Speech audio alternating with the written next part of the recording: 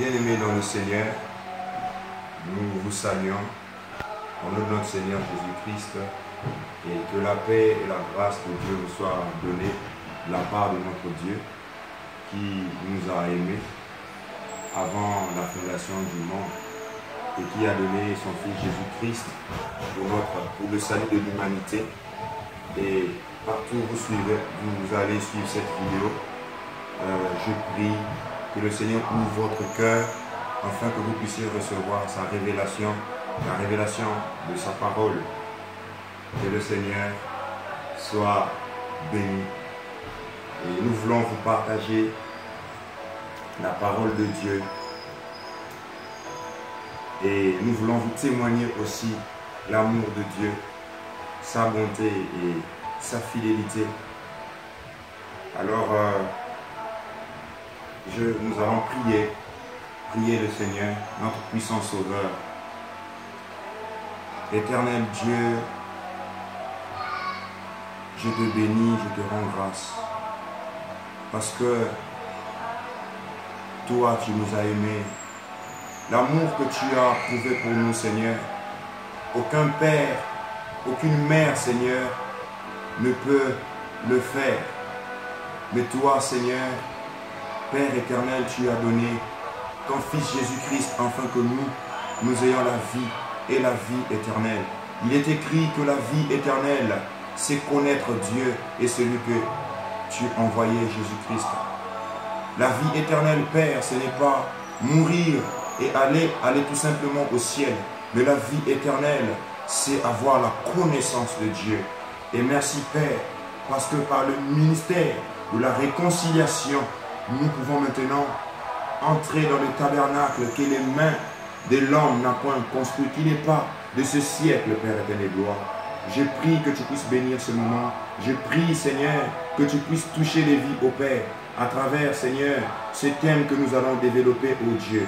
Tu nous as demandé d'avertir ton peuple, ô Père éternel de gloire. Et c'est ce que nous sommes en train de faire. Est-ce que toi seul, Père, tu sois au centre de tout, dans le nom puissant de Jésus-Christ. Amen. Est-ce que le frère pourrait, je peux dire Amen de l'autre côté là-bas? Amen. Alléluia. Amen. Bien-aimés, nous voulons partager un thème avec vous et nous croyons que cela sera un sujet de bénédiction pour plusieurs familles dans le monde entier. Alors, vous savez, dans la Bible, il y a beaucoup de choses. Alors, Dieu a donné à chacun de nous un don particulier pour pouvoir annoncer sa parole, pour pouvoir parler de sa part.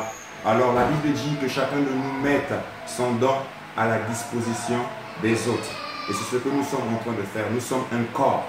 Nous aussi, nous mettons seulement notre grâce à la disposition de l'Église, du corps de Christ. Alors il y a partout dans le monde entier, il y a des hommes de Dieu que nous écoutons aussi, que nous aimons. Et que le Seigneur bénisse tous les saints dans le monde. Alléluia. Alors j'étais en train de dire qu'il y a un sujet aujourd'hui dans l'église qui fait mal, que les gens n'aiment plus entendre.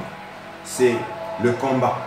Les gens sont tellement fatigués parce qu'ils avaient été dupés, ils avaient été trompés quelque part. On les a demandé de faire ce qu'il ne fallait pas faire. Donc lorsque on donne le message sur les combats, comme les gens ont l'habitude de dire, le combat spirituel, mais moi j'aime pas trop ce langage, nous parlons ici du combat de la foi. Alléluia. Parce que le combat spirituel, c'est comme si on était en train de parler de Naruto, Sangoku, ou je ne sais pas de quel film. Mais lorsque nous parlons du combat de la foi, là c'est un cadre, il y a des principes à respecter. Alors, le combat de la foi existe. Ce n'est pas une utopie, c'est quelque chose de réel. Et les gens ont tendance à dire que Jésus est mort, il a tout fait, donc nous on n'a plus besoin de combattre, tout ça. Non, c'est vrai que Jésus a tout accompli à la croix de Golgotha, mais le combat est là. On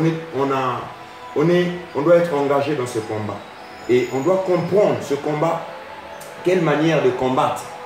Donc, on doit comprendre, comment on appelle, on doit comprendre le principe du combat dans la foi. Parce que lorsque Jésus reviendra, la Bible déclare lorsque le Fils de l'homme reviendra, trouvera-t-il encore de la foi sur la terre? Donc lorsque le Fils de l'homme viendra, la chose qu'il veut trouver, c'est la foi. Donc c'est pour ça que nous devons combattre pour notre foi. Parce que cette foi-là, beaucoup ont fait naufrage par rapport à leur foi. Et la Bible dit encore que dans les derniers jours, plusieurs abandonneront la foi. Les gens vont céder. Et c'est pour cela que nous devons comprendre comment combattre dans la foi. Vous ne devez pas négliger le sujet du combat de la foi. Comme je disais tantôt, c'est peut-être le langage qui fait mal, le combat spirituel. Parce que ceux qui sont dans le combat spirituel ont tellement emmené les fausses doctrines dans l'église et que les gens sont fatigués de ces choses. L'autre fois, nous sommes allés prier à la montagne avec des frères. On est parti trouver des frères à la montagne là-bas, d'une église dont j'étais les noms, d'une assemblée locale dont j'étais les noms.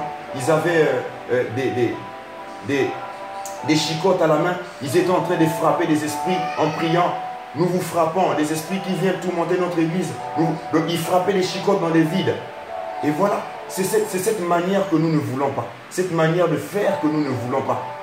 Un esprit n'a ni chair, n'a ni os. Donc tu ne peux pas prendre une chicotte et chicoter un esprit. Nous voyons l'église aujourd'hui, envoyer le feu. Les gens commencent à envoyer le feu. Les gens commencent. Est-ce que le feu est une arme que Dieu nous a donnée? Parmi les armes que nous prenions, les armes de Dieu, parmi les armes que Paul nous a dit de prendre, on n'a pas cité le feu. Nous sommes déjà le feu. La Bible déclare qu'il fait des anges, des vents et de ses serviteurs, des flammes de feu. Il n'y a pas envoyé les gens de feu. Il y a des principes seulement à respecter. Parce que la Bible déclare, nous ne combattons pas pour la victoire, mais nous combattons dans la victoire. Il y a un combat qui est là. Mais sauf que nous combattons déjà dans la victoire parce que Jésus a vaincu pour nous. Mais nous devons combattre. Ce n'est pas parce que Jésus a vaincu que nous ne devons plus combattre et que nous allons nous reposer. Non, frère. Le diable rôde autour de nous comme un lion rugissant, cherchant qui dévorer. Le diable est en train de travailler et les enfants de Dieu sont en train de dormir. Et ça nous fait mal. Alors c'est pour cela que le Seigneur nous a dit d'avertir l'Église sous des combats qui sont en train de se préparer. Au mois de mars de 2019, l'année prochaine, il y aura un combat qui va s'engager. J'ai vu le monde des ténèbres et le monde des lumières s'élever. Et spirituellement, il y a un grand combat qui va se passer au mois de mars. Donc l'Église doit se préparer. Et le monde des ténèbres est en train de se préparer ce combat-là. En fait, spirituellement, des combats se passent presque à tout moment, tous les jours, parce que le diable nous accuse devant le trône de Dieu à tout moment. Il ne se repose pas, il combat l'Église. Mais le combat de mars, là, sera un très grand combat. Pourquoi? Parce que le Seigneur m'a révélé à la fin de l'année 2019, pendant les vacances, je crois, au mois de septembre, Dieu va envoyer un réveil dans le monde entier.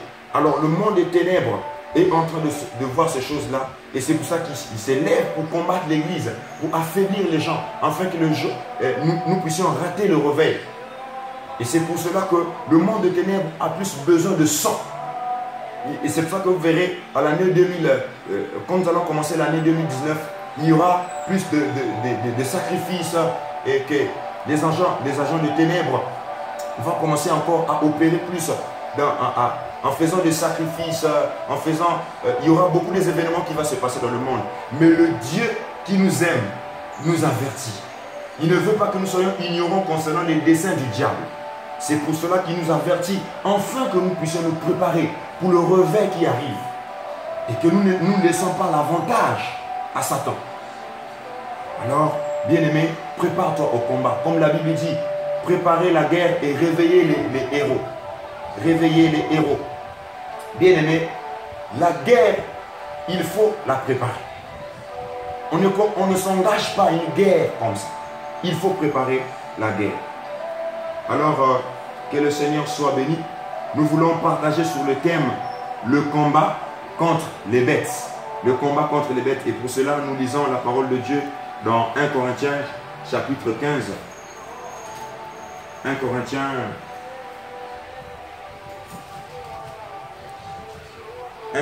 chapitre 15 1 Corinthiens chapitre 15 à partir du verset 32.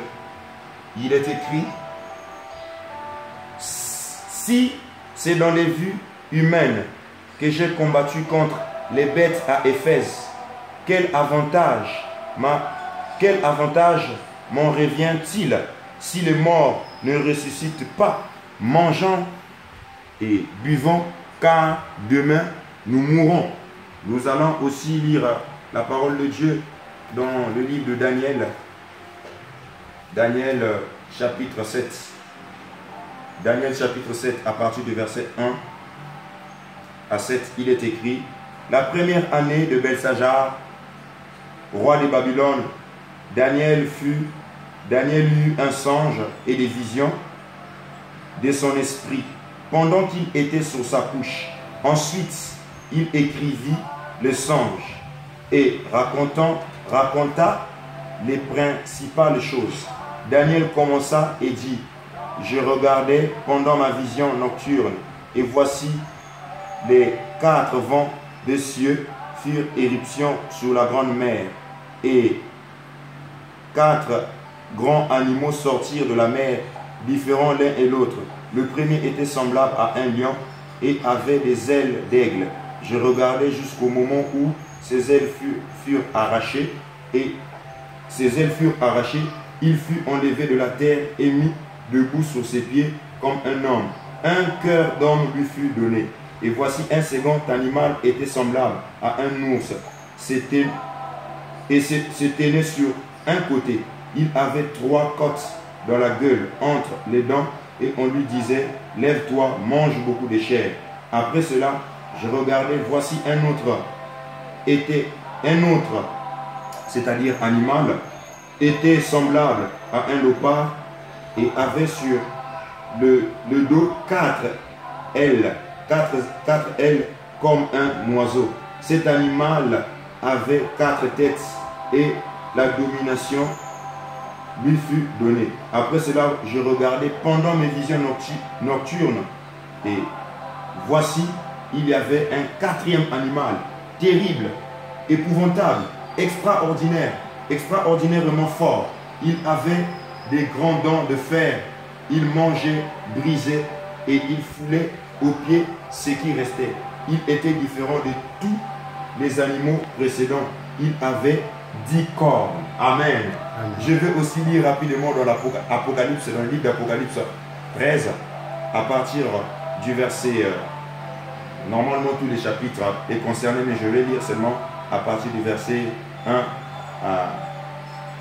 à 2. Il est écrit: puis j'ai vu monter de la mer une autre bête qui avait 10 cornes et 7 têtes. Sous ces cornes du diadème et sous cette tête de nom des blasphèmes.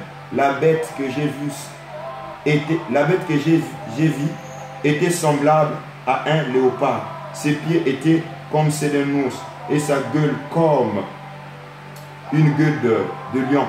Le dragon lui donna sa puissance et son trône et une grande autorité. Le dragon lui donna sa puissance et son trône et une grande autorité. Amen. Bien-aimés, ici nous avons lu dans 1 Corinthiens chapitre 15 à partir du verset 32 ce que l'apôtre Paul est en train de nous révéler, que ce n'est pas dans les vues humaines qu'il a combattu avec les bêtes à Éphèse. Alors, si les morts ne ressuscitaient pas, dit-il, quel avantage me reviendra-t-il? Quel avantage qu'il allait avoir? Quel avantage qu'il allait avoir? C'est pour ça qu'il dit, si les morts ne peuvent pas ressusciter, mangeant et vivant. Alors, bien aimé, qu'est-ce que l'apôtre Paul veut signifier par toutes ces choses-là? Et c'est ce que nous allons partager. Alors, bien aimé, nous devons savoir une chose. Que à Éphèse, lorsque Paul est arrivé, il dit qu'il a combattu avec les bêtes. Et ce n'est pas en vain qu'il a fait. Si il a fait, c'est parce qu'il sait que les morts ressuscitent. Et il y a une chose qu'on doit noter, que notre foi chrétienne est basée sur la résurrection de Jésus-Christ. Si Christ n'était pas ressuscité, alors frère, que les prédicateurs arrêtent de prêcher. Que les gens arrêtent de parler de Jésus-Christ. Mais ce qui élève notre foi, le fondement de notre foi, c'est la résurrection de Jésus. C'est pour ça que le sujet de nos prédications, de nos enseignements doit être centré sur la résurrection de Christ et sur le Christ lui-même. On n'a pas le temps de parler de ma maison, de ma voiture, de mes enfants, de mes comptes bancaires. Ce n'est pas ça le sujet de la prédication. Mais notre prédication doit être basée sur la foi en Jésus-Christ. Alors, nous devons savoir, bien-aimés, que nous sommes au temps de la nuit. Et cette nuit est avancée, comme le livre de Romains. Romains 13, 11 nous le révèle. Romains 13. Excusez-moi, rapidement. Romains. Nous sommes dans le livre de Romains 13. Voilà. On y est. Romains 13, verset 11, il est écrit. Cela importe, d'autant plus que vous savez à quel temps nous sommes. C'est l'heure de vous réveiller, enfin du sommeil, car maintenant le salut est plus près de vous. Car maintenant le salut est plus près de nous que lorsque nous avons cru. Frère, c'est l'heure de se réveiller. Parce que c'est l'heure de se réveiller du sommeil. Parce que le salut est plus proche que lorsque nous avons cru. Alors, il dit à partir du verset 12, la nuit est avancée, le jour approche. Dépouillons-nous donc des œuvres des ténèbres. Dépouillons-nous donc des œuvres des ténèbres et revêtons-nous des armes de lumière. Alléluia.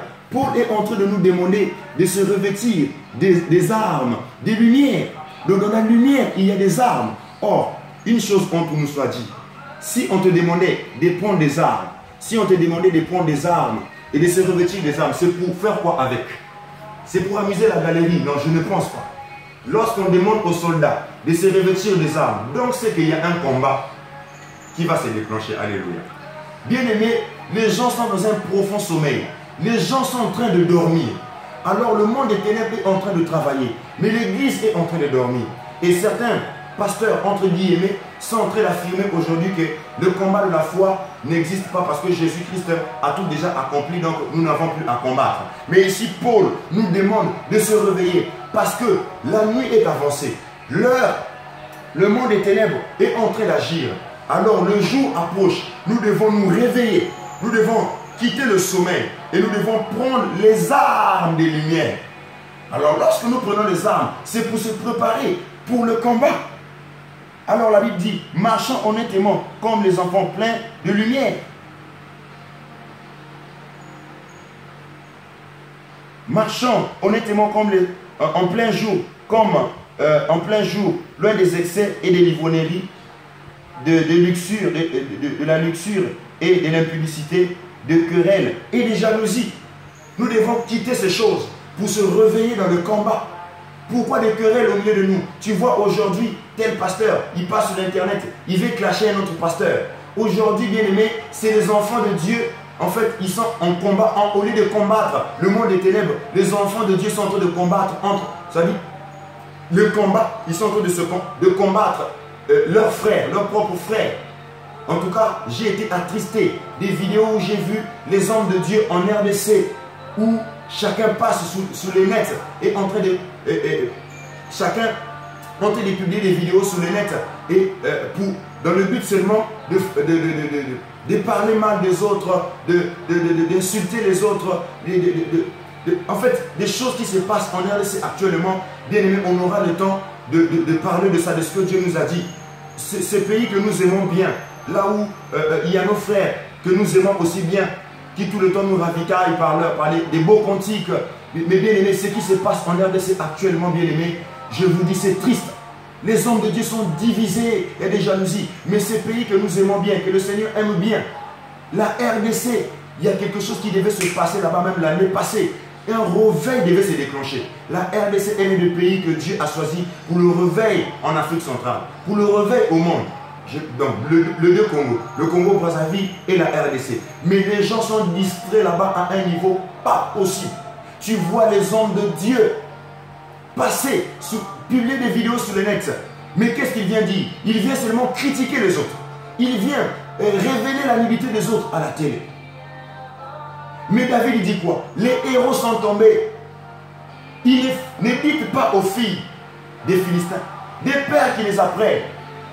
Pourquoi nous voulons exposer la nudité des autres? Le Seigneur nous a envoyés à publier l'évangile. Et tout ça, ce sont les ruses du diable. Parce que les gens ont oublié ce qu'il faut faire. Bien-aimés, nous devons savoir le temps dans lequel nous sommes en train de vivre. Le temps dans lequel nous sommes en train de vivre. C'est le temps de la nuit. Et c'est cette nuit est avancée. Le jour approche. Pendant la nuit, tous les hommes dorment. Mais le roi David nous révèle, le roi David nous révèle là, que lorsque lorsque l'Éternel Dieu emmène les ténèbres, il est nuit. Alors, tous les bêtes, c'est-à-dire les animaux des forêts, sont en mouvement. Dans le psaume 104, versets 20 à 21.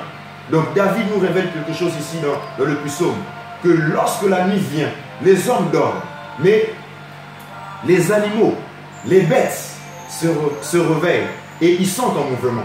Bien-aimés, nous sommes au temps de la nuit. Les hommes sont en train de dormir. L'église du Seigneur sont en train de dormir. Où es-tu mon frère? Où es-tu ma soeur? Réveille-toi, tu es en train de dormir. Car les bêtes sont en mouvement. Alléluia. Les bêtes sont en mouvement. Les bêtes de champ, les bêtes des forêts se sont levées. Ils sont en mouvement. Là, les lionceaux sont en train de demander leur proie. Ils sont en train de demander leur nourriture. Parce que c'est leur temps de la nuit. Alléluia. Mais la femme vertueuse se réveille la nuit. Alléluia. Car un vrai héros, un vrai soldat ne dort pas toute la nuit. Il se réveille la nuit pour le combat. Pour surveiller le mouvement des bêtes. Alléluia. Bien-aimés, nous sommes au temps de la nuit. Les bêtes sont en mouvement. Parce que les moments favorables pour les bêtes, c'est la nuit. Alléluia. Les combats contre les bêtes. Es-tu prêt pour ce combat? Veux-tu t'engager pour ce combat? Parce que nous sommes au temps du soir, là où les bêtes sont en mouvement. Gloire au Seigneur. Nous devons nous lever. Nous devons nous réveiller.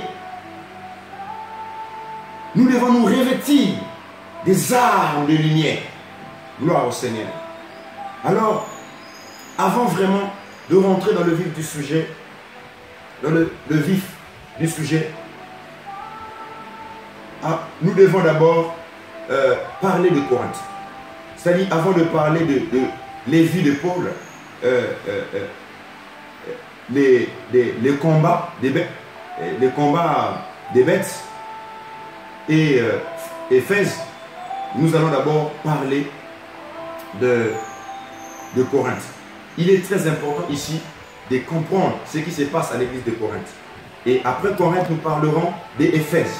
En fait, nous allons parler de ces deux villes. Parce qu'il est très important de savoir ce qui se passe dans ces deux villes-là.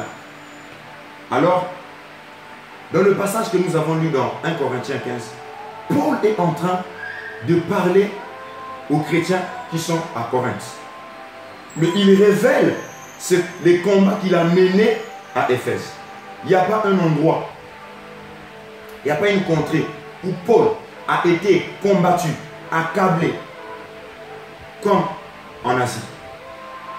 En Asie, Paul était accablé à un niveau pas possible. En Asie, c'est l'endroit où Paul, vraiment lorsqu'il parle de ces persécutions, lorsque vous lisez dans 2 Corinthiens chapitre 1, à partir du verset 8, là, Paul parle des choses qu'il a vécues en Asie. Il dit, nous ne voulons pas, en effet, vous laisser ignorer, frères, au sujet des tribulations qui nous est survenu en Asie, que nous avons été excessivement accablés au-delà de nos forces, de telle sorte que nous désespérions même de conserver la vie. Et nous regardions comme certains notre arrêt de mort, afin de ne pas placer notre confiance en nous-mêmes, mais de la placer en Dieu qui ressuscite les morts. Donc, s'il y a un endroit où Paul a vécu des tribulations terribles, c'est en Asie. Alors, Paul ne pouvait pas se permettre de laisser l'église de Corinthe dans les désordres. Paul ne pouvait pas se permettre de laisser l'église de Corinthe être en fait dans l'église de Corinthe dans la désorientation. Et c'est pour cela qu'il vient réveiller par ses lettres, qu'il vient réveiller l'église, qu'il vient recadrer les choses. Donc nous devons savoir, bien aimés, que la ville de Corinthe était une ville, une petite ville ouverte au commerce de plusieurs types. Et tout le monde connaissait l'objet d'équipe de Corinthe. Tout le monde connaissait l'objet d'équipe de Corinthe. L'argent, les mauvaises choses qu'il pouvait procurer. Et l'argent y abondait facilement car Corinthe était traversée par l'une des plus importantes routes commerciales rivales de l'Empire romain. Donc, Corinthe était une ville commerciale. Et les Romains qui faisaient des navettes par rapport à leur commerce passaient par Corinthe. Donc c'était une ville, une petite ville, mais qui était beaucoup fréquentée. Mais ce qu'il faut savoir aussi, Corinthe était aussi une ville cosmopolite. En fait, une ville où il y avait plusieurs nationalités, des Romains, des Grecs, des Égyptiens, des Orientaux et des esclaves. Donc, dans la ville de Corinthe, il y avait un mélange de plusieurs nationalités, de plusieurs races. Alors, il y avait aussi, Corinthe aussi était aussi, les Corinthiens étaient aussi amoureux des plaisirs. Ils aimaient les plaisirs. Or, la Bible dit que nous ne devons pas aimer les plaisirs plus que Dieu. Nous devons d'abord aimer Dieu. Les plaisirs ne doivent pas gagner notre cœur. Si les plaisirs gagnent notre cœur et que Dieu n'a pas sa place, on n'est pas digne de Dieu. Mais Corinthe était une ville basée sur des plaisirs.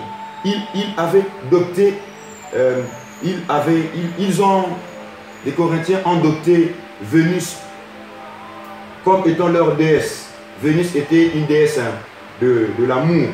Et les temples de Vénus, ils avaient aussi bâti un temple pour Vénus dans cette ville-là. Et ce temple-là, on pouvait employer 1000 prostituées pour le service de ce temple-là. Des prostituées, parce que Vénus était un dieu d'amour. Et c'est pour cela que vous remarquez, à Corinthe, c'était une ville où les gens aimaient beaucoup les péchés d'immoralité sexuelle, l'impudicité. Pourquoi? Parce que dans le ciel de Corinthe, c'est Vénus qui était en train de financer la vie des habitants de Corinthe. C'est Vénus qui influençait cette ville. Ah, alléluia. Alors, ce qu'il faut encore retenir de la vie de Corinthe, la ville de Corinthe était réputée pour son style de vie. En fait, les gens connaissaient Corinthe par rapport à leur style de vie. C'est que les gens qui aimaient le plaisir de plusieurs manières, en fait, les plaisirs, dans plusieurs manières. Donc ça pouvait être l'immoralité sexuelle, les distractions, en plusieurs formes. Alors, ça prouve que Corinthe était une ville distraite. Et les Romains s'inspiraient pour faire des blagues obscènes. Et les auteurs dramatiques les présentaient toujours, c'est-à-dire les Corinthiens, les présentaient toujours comme des violents ivrognes. Donc en Corinthe aussi, les Romains, lorsqu'ils étaient en train, lorsque les